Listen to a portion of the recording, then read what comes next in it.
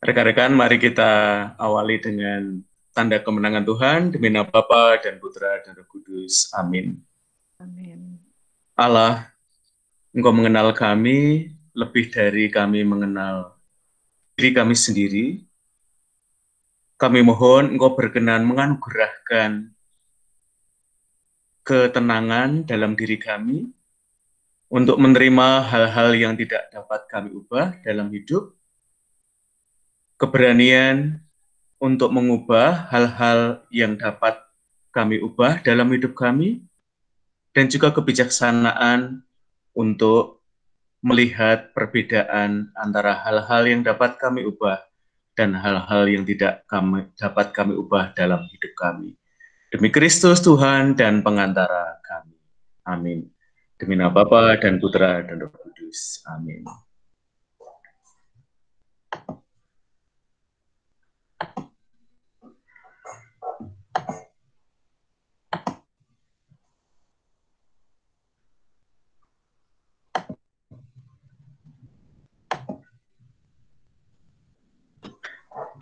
Rekan-rekan di WKICU dan dimanapun Anda berada, gembira sekali bisa ketemu lagi, terutama teman-teman di WKICU. Saya senang karena ada banyak nama yang saya kenal di screen saya, sampai ketemu lagi, dan saya sungguh gembira bisa ketemu Anda. Latihan kita pada malam hari ini, pagi hari di Indonesia, adalah self-acceptance ya. Di beberapa buku literatur yang saya baca, tema penerimaan diri ini seringkali dikaitkan dengan pengampunan diri, lalu melepaskan emotional baggage dari hidup kita.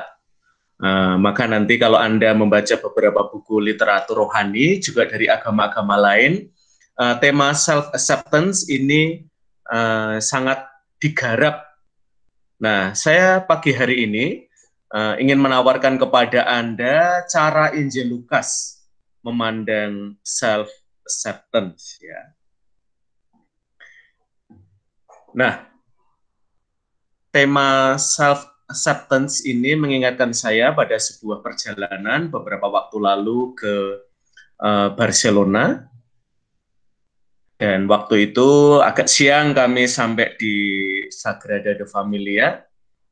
Lalu saya memisahkan diri dari kelompok besar beberapa teman dari Jogja, lalu saya mengambil sebuah tempat di sudut, dan saya mengambil kamera, lalu saya mulai zoom in ke peristiwa salib yang ada di bagian atas dari gereja itu. Entah mengapa saya selalu tertarik pada pemandangan di sekitar Golgota. Dan di situ saya merenung agak lama. Dalam momen-momen Golgota dalam hidup kita, seringkali kita nggak bisa omong lagi ya, kita speechless, kita nirkata, kita kehilangan kata untuk omong apa lagi. Pada saat bersamaan ada pengalaman yang sangat mendalam tentang itu. Dan menurut saya bagian yang penting dari renungan saya di Sagrada Familia itu adalah tema yang kita bicarakan, yang mau kita latihkan pada pagi hari ini, yaitu self-acceptance. Mari kita mulai dengan doa yang sangat populer oleh seorang teolog Kristen, Reinhold Niebuhr, yaitu God grant me the serenity to accept the things I cannot change, the courage to change the things I can, dan yang ketiga adalah the wisdom to know the difference. Doa ini populer sekali, mulai banyak dinyanyikan juga. Lalu saya mengundang Anda semua untuk menjadikan kata-kata dari teolog Reinhold Niebuhr ini sebagai mantra untuk Anda pada malam hari ini di Amerika dan di beberapa tempat yang lain. Anda bisa membaca agak pelan-pelan, lalu Anda mencoba menangkap ya. God grant me the serenity to accept the things I cannot change, the courage to change the things I can, and the wisdom to know the difference. Tuhan, anugerahkanlah kepadaku ketenangan untuk menerima hal-hal yang aku tidak dapat ubah. Keberanian untuk mengubah hal-hal yang aku dapat mengubahnya. Dan kebijaksanaan untuk mengetahui perbedaan keduanya. Yang saya suka dari cara hidup doa mantra adalah kalimatnya tidak panjang, tetapi sangat mendalam. Sebagaimana sekarang ini komunitas TC ya, biasanya menciptakan lagu-lagunya. Nah, saya pengen Anda untuk mengingat-ingat 3 kalimat pendek tadi. Tuhan, anugerahkanlah aku ketenangan untuk menerima hal-hal yang tidak dapat aku ubah, keberanian untuk mengubah hal-hal yang dapat aku ubah, dan kebijaksanaan untuk mengetahui perbedaan antar keduanya. Silakan Anda mulai berlatih, mungkin menghafalkan sebentar, lalu Anda mengatakannya pelan-pelan, doa mantra itu, dan berhentilah pada kata-kata yang menarik perhatian Anda, atau Tuhan sendiri bahkan menuntut Anda untuk berhenti pada kata atau kalimat tertentu. Dan silahkan Anda bersama Tuhan mengolah pengalaman itu. Hal-hal apa yang masih sulit saya ubah dalam hidup saya? Hal-hal apa yang Tuhan pengen saya mengubahnya dalam hidup? Dan karena hal-hal yang dapat diubah dan hal-hal yang tidak dapat diubah, itu seringkali kita sulit untuk membedakan. Kita mohon agar Tuhan menganugerahkan kebijaksanaan untuk mengetahuinya.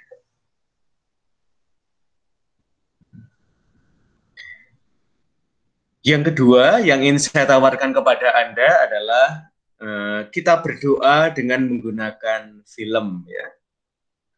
Buat saya film ini sangat menarik. Sebenarnya iklan sebuah cellphone yang mungkin Anda memilikinya di tangan Anda. Buat saya film ini menarik karena isinya soal self-acceptance dari seorang anak terhadap ibunya. Dan bagaimana ibu ini yang punya anak kecil ini membantu ibunya untuk menerima dirinya. Saya persilahkan Lia untuk memutarkan filmnya. Saya akan stop sharing ya.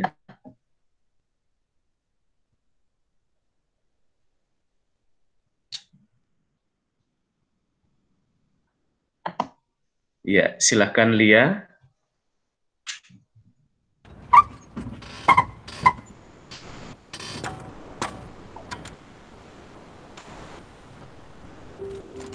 Seperti yang pertama, ikutilah karakter yang menarik perhatian Anda. Saya menawarkan Anda untuk melihat karakter ibu muda ini. Dinamika dia untuk akhirnya menerima dirinya.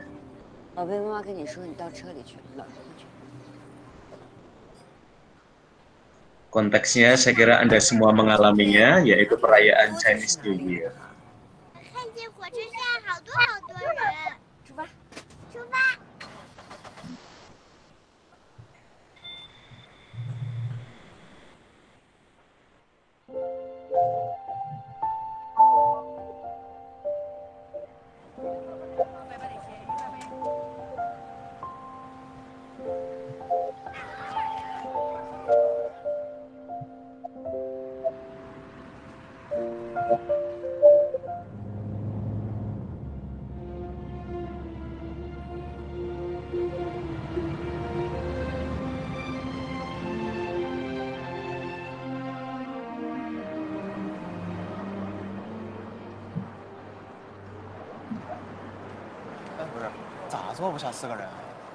因为我带着我的女儿呢，所以只能坐3个人。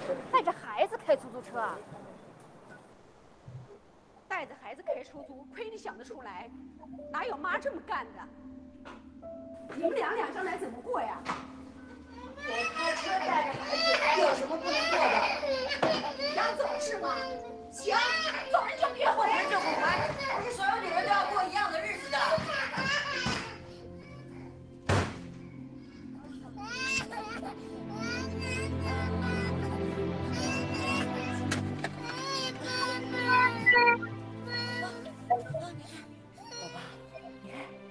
你在这个里面可以看到你想看的世界，宝宝。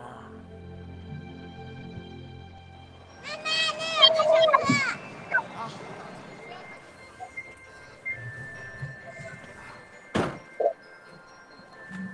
是谁家小朋友？爸爸。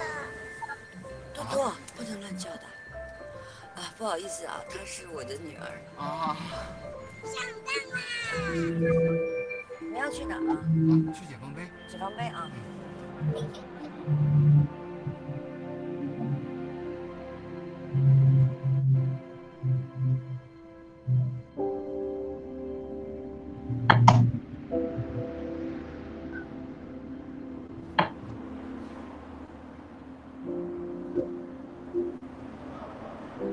女儿再见了。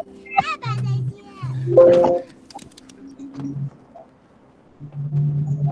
哎，你孩子落车上了。这回是你的了。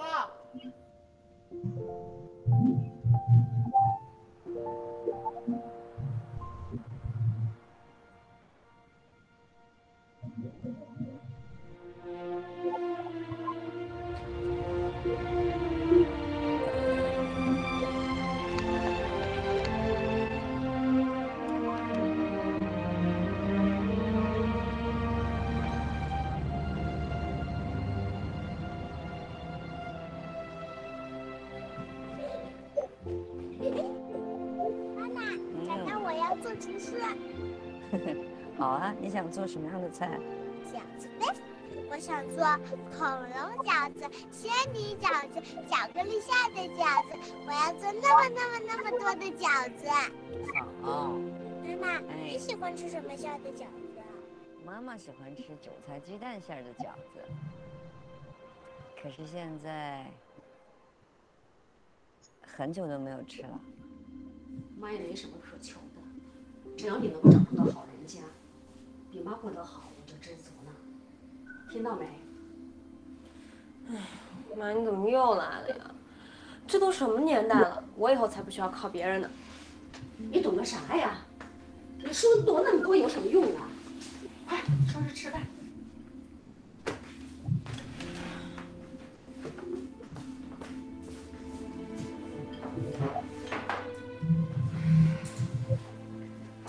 妈妈，你想吃饺子，我给你做。好的，宝宝给妈妈做。妈妈，今天好像要下雨了。那我们现在就去工作，今天过年我们就早点回来吃饺子，好吗？好的。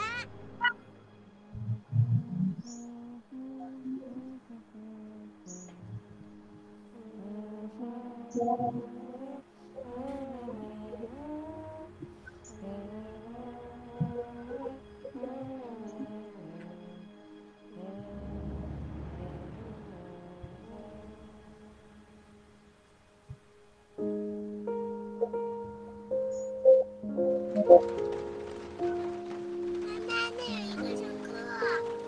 妈妈累了，我们回去吧。可是还在下大大的雨呀。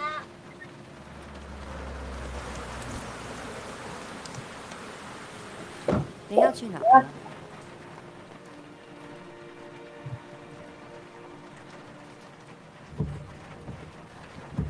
这么晚了，你要去哪儿？找人，我包了饺子，每年去找他们，我找我的家人。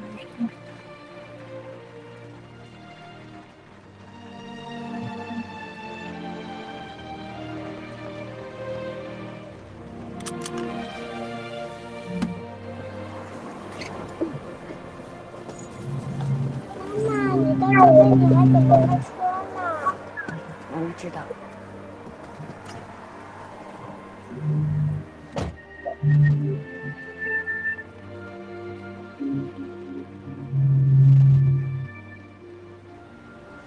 妈，我饿了。吃饺子。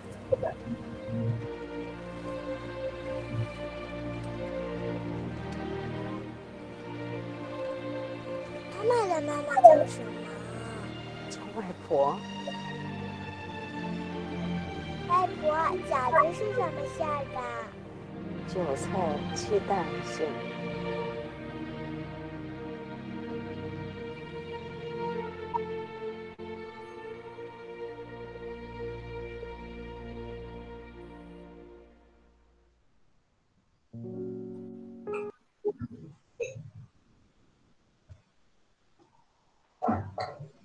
Oke, kisah yang baik adalah kisah yang ketika Anda menontonnya, itu kemudian ketemu dengan kisah Anda ya, sebagai penonton. Dan itu yang membedakan sebuah film itu baik atau tidak ya di mata para pemirsanya. Saya akan melanjutkan dulu presentasi saya. Kalau Anda tertarik dengan yang kedua, Anda tidak perlu tergesa-gesa mengikuti presentasi saya. Anda bisa ke film itu saja, dan Anda bisa merenung lebih lanjut tentangnya. Ya.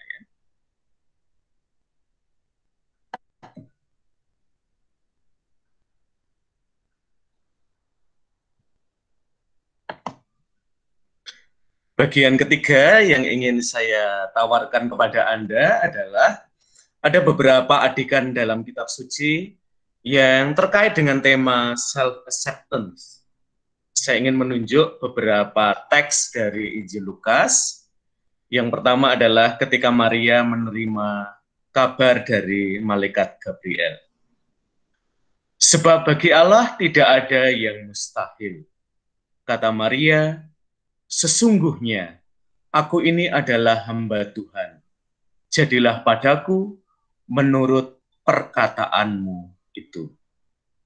Kata-kata ini sangat inspiratif bagi Paus Fransiskus, dan beliau mengatakan bahwa Maria adalah seorang influencer pengharapan. Dia memandang dirinya sebagai hamba Allah dan menerima risiko dari pilihannya itu.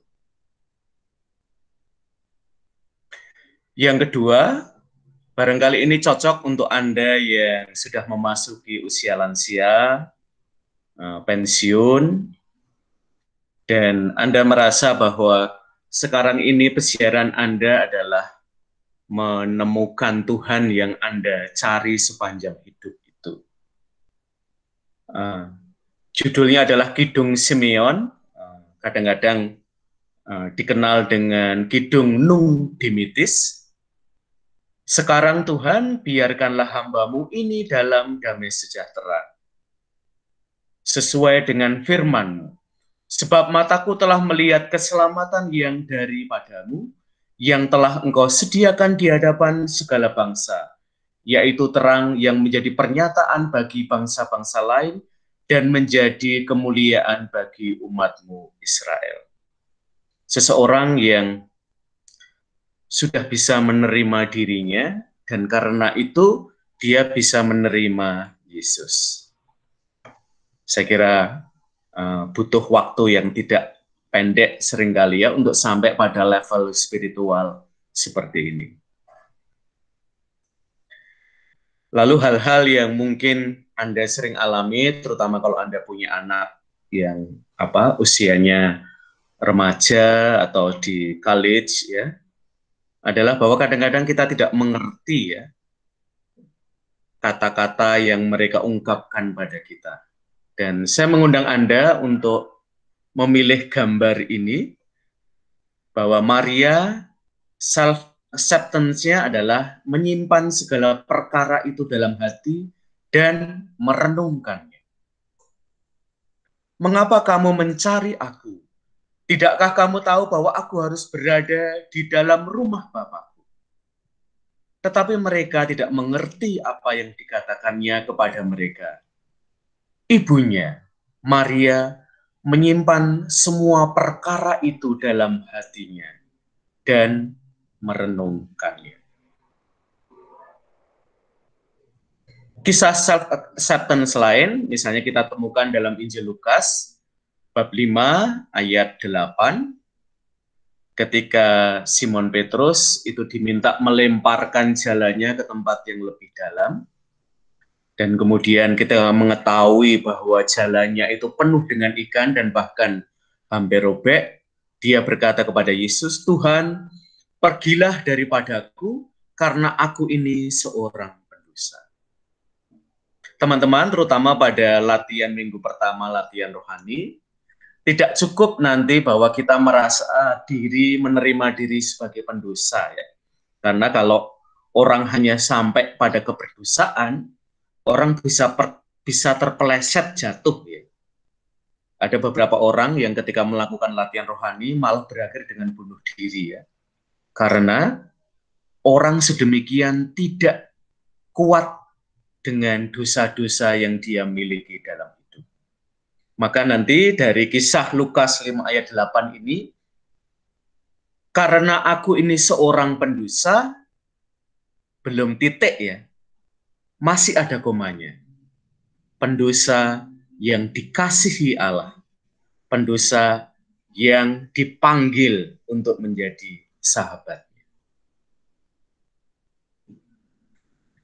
Lalu gambar yang lain adalah Yesus di Taman Getsemani, bukan kehendakku, melainkan kehendakmu.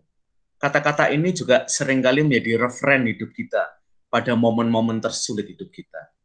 Ya Bapakku, jikalau engkau mau, ambillah cawan ini daripadaku. Tetapi bukanlah kehendakku, melainkan kehendakmu lah yang terjadi. Maka seorang malaikat dari langit menampakkan diri kepadanya untuk memberi kekuatan kepadanya.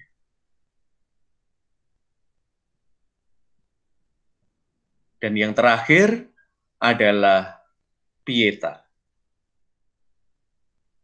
Anda mungkin tidak pernah menghitung, tetapi Anda ingat betapa sering Anda datang ke pieta pada momen-momen yang paling berat dalam hidup Anda. Setelah Yesus wafat di kayu salib, betapa pilu hati Bunda Maria melihat seorang serdadu menusuk lambung putranya. Kemudian jasad Yesus diturunkan dari salib. Bunda Maria diberi kesempatan memangku jenazah putra tercintanya. Pada momen-momen tertentu dalam hidup kita juga berada dalam postur seperti Bunda Maria. Memangku orang yang kita cintai, memangku penderitaan hidup, dan memangku hal-hal lain di dalam hidup kita. Nah, sekarang saya mempersilahkan saudara dan saudari untuk mengambil waktu hening sekitar cukup 3 menit. Anda bisa memilih dari mantra doa serenity, bisa juga. Anda bisa mengambil dari film tentang malam Chinese New Year, juga bisa. Atau Anda bisa mengambil salah satu peristiwa dari tokoh-tokoh kitab suci yang sudah sampai pada level self-acceptance, menerima diri. Mari kita selama kurang lebih 3 menit, kita mengheningkan diri, dan kita mengunyah tema self-acceptance. Dalam latihan rohani, bukan banyaknya pengetahuan yang penting, tetapi mencecap hal yang penting itulah yang lebih diutamakan. Mari kita hening sejenak.